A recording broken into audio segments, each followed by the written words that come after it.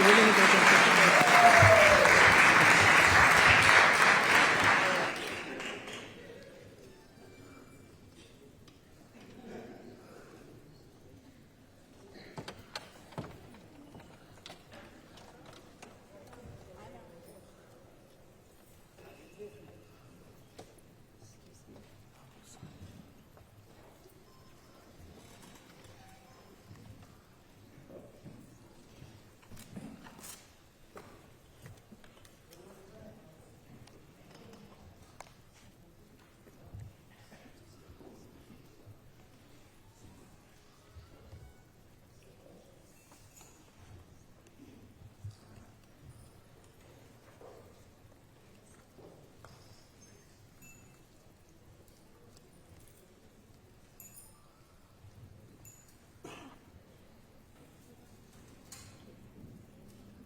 Hey.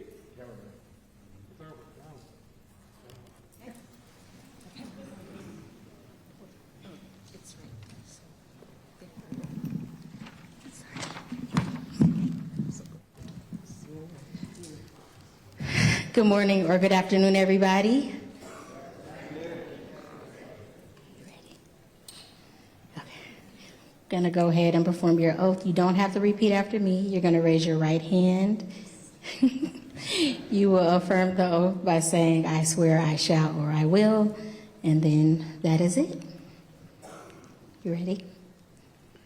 I solemnly swear or affirm that I will support the Constitution of the United States, the Constitution of the State of California, and the Charter of the City of Oakland, and will truly, and to the best of my ability, perform the duties of Mayor, City of Oakland.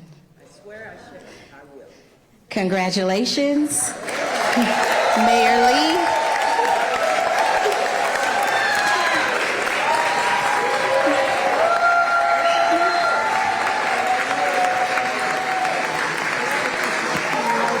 And then,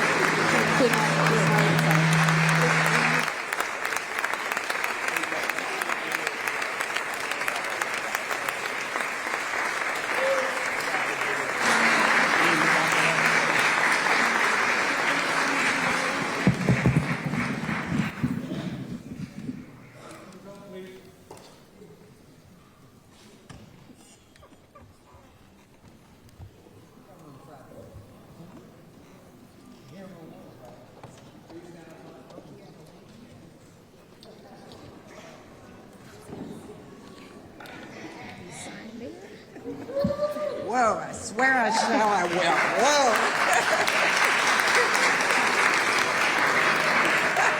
thank you kindly, Okay. and we'll provide you a copy. Thank you. Well, good afternoon, Oakland. Thank you so much. Let me thank our city clerk, Aisha Reed, and also Bill Patterson and Maximus for their tremendous service. Give them a round of applause. We have those whose shoulders we stand and our future here with us today, so thank you so much. Before I begin, let me just take a moment to thank Barbara Leslie, better known as Barb, Executive Director of the Oakland Metropolitan Chamber of Commerce, Keith Brown, Executive Secretary Treasurer of our Alameda Labor Council, and to my Chief of Staff, Mia Saika Chen. Can I ask them to come up and just join me? They've been a rock through this entire transition period, and I just want them to be here as we talk a little bit about the future. Yes, it's with deep gratitude and humility and love for Oakland that I stand here before you as the newly sworn mayor of the city of Oakland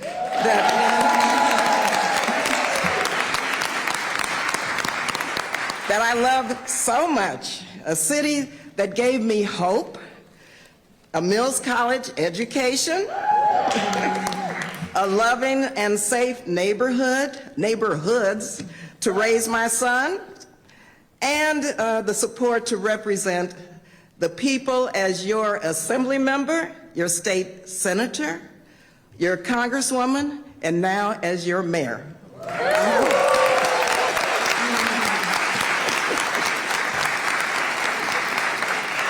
And yes, today marks a new era for Oakland.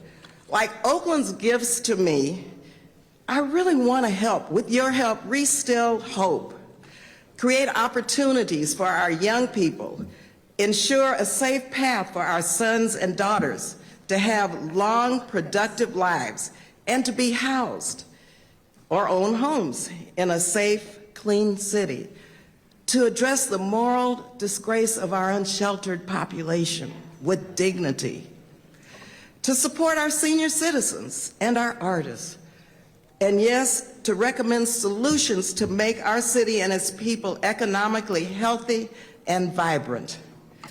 So to the good people of Oakland, I'm honored to serve as your mayor. Your spirit, your resilience, and your grit are unmatched. And I know this country and I know the cities very well. And I know that we've been through a lot and will continue to go through our share of challenges. But what I know about Oakland is that we are a community that punches above our weight. Right? Always. We are a city of doers, of dreamers, of entrepreneurs, of artists, of innovators. And together, we're going to do the hard work, and you know it's hard work, to put Oakland back on the right track. On the right track. So to my family, I want to thank you for your unwavering commitment and support. I wanted a moment of personal privilege. I wanted to note that the Bible I was just sworn in with belonged to my grandfather, an incredible man who was born 2 years after people in Texas found out we were free. In 1867, he was born in Galveston, Texas. That's 2 years after slavery ended.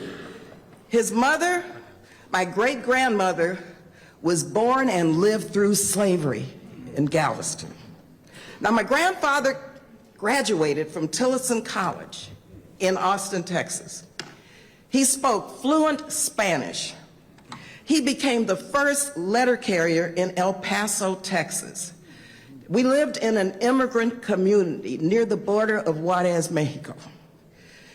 Juneteenth is significant and has been for myself, and many of you know that. Galveston is significant because it was 2 years on Juneteenth after 1865, when emancipation occurred.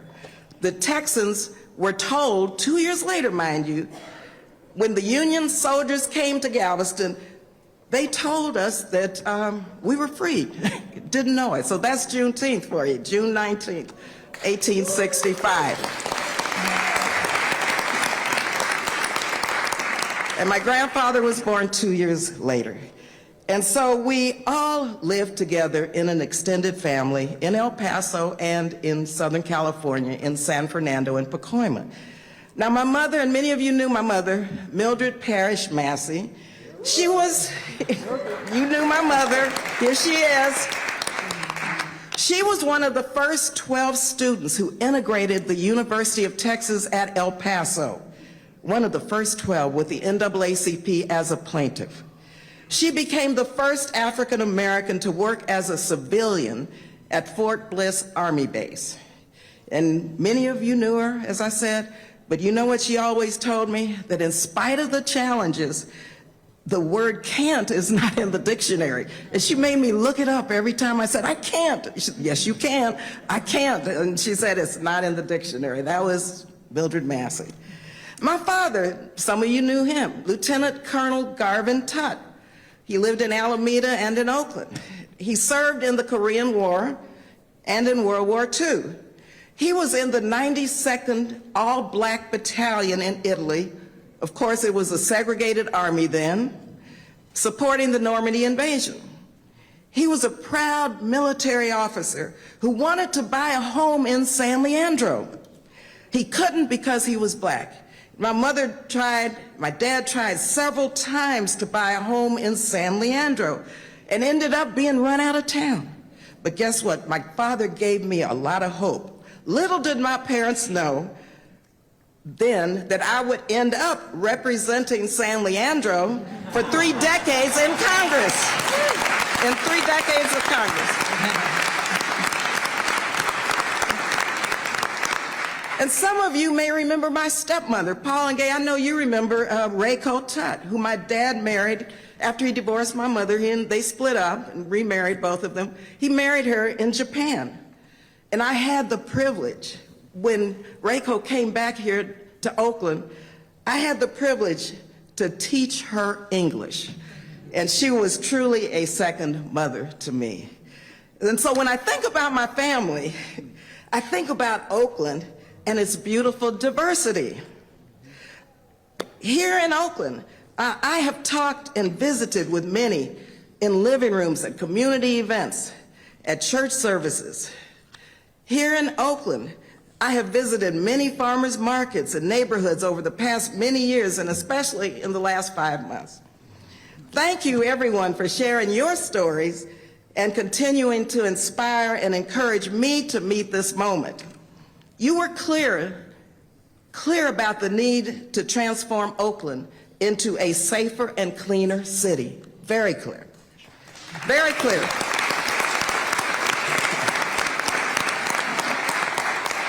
And you were clear about wanting a government that you can trust, to solve our fiscal challenges, safety, housing, and homelessness challenges, and to create good paying union jobs and economic development. And you were 100% clear always about how much you loved Oakland. We love life in Oakland, don't we? We love life in Oakland.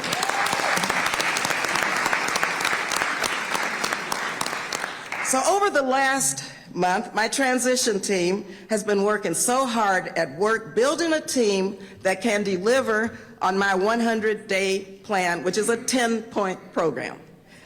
So let me thank my transition team, of course, co-chairs Barb Leslie and Keith Brown, Danny Wen, our director. Thank you, Danny, very much for doing the heavy lifting. Ben Rosenfeld and Barbara Parker for helping to ensure a smooth, ready-to-lead transition into the mayor's office. And I want to thank Mia Saika Chen. Where's Mia? Go Mia, for answering the phone. She knows it's a tough job. But she has already answered the call as my chief of staff. And to council member, Mr. President Kevin Jenkins. Where's Kevin? My mentor.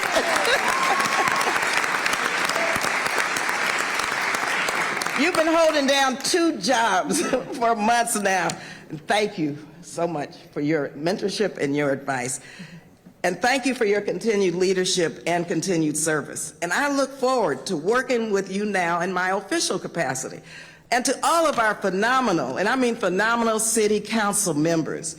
They have been so much of my life, as my mentors also. But more importantly, I just want to say to them, you are my friends. And I want to thank you. Give our council members a round of applause.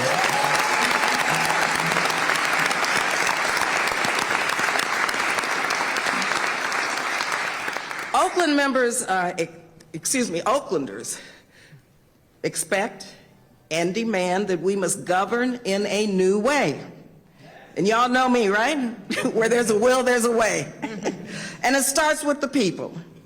There's a saying that people closest to the challenges are the ones closest to the solutions. Over the next 100 days, we will bring Oaklanders from all walks of life to help inform how our government can better serve the people and usher in a new era of prosperity and progress. And I don't mean task forces that are going to continue and continue and continue. I'm talking about action plans, what we can do immediately and long term. Y'all know me, right? We will keep the public informed all along the way. Our working groups, our listening sessions, our community forums, and neighborhood meetings You'll be getting updates of this work, and it'll be posted online. Our working groups range from good governance, public safety, public-private partnerships, large employers, small businesses, youth, arts and culture, economic development, tech, Interfaith Advisory Council, and more.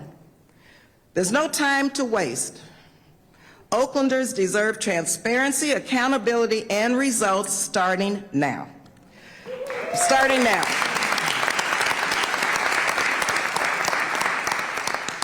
And so I've begun meeting already with county, state, and federal officials and business and philanthropy partners to identify investments, alliances, resources, and funding streams to Oakland for homelessness, affordable housing, healthy food access, infrastructure, clean energy, economic development, arts and culture and innovation, and more. And the response has been incredibly positive. I'm also clear-eyed that Oakland, like many cities across California and our nation, is projected to have a substantial budget shortfall over the next 2 years.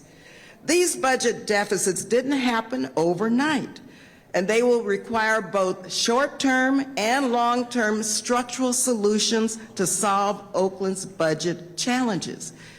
We have the best minds and the best financial advisors, and we'll have more. And with my team, I plan to immediately review areas of concern, including Oakland's expenditures and obligations, its budget assumptions, a strategy to collect money owed to the city, making sure, right? You all know what I'm talking about? Making sure taxpayer dollars are being spent efficiently, and the impact of federal budget cuts on local Oakland programs. And I'm grateful for the perspectives of everyone. And I want to thank our city administrator, Justin. Justin, thank you very much for steadying the ship for all of us and for your advice and your leadership. So as your mayor, my job is to lead our city out of a budget crisis and a period of financial stability. Not going to be easy, but we're going to do everything we can do, everything. And we can only do this together if we have a strong and vibrant downtown, thriving small businesses in every single Oakland neighborhood, and those that preserve the character of our great city and contribute to our vitality, and a city that welcomes investment, and also a city that values our artists and our cultural workers and our restaurants and all of that that makes Oakland, Oakland. And so just thank you all for being here on my this is my first official day as the mayor of Oakland. First day.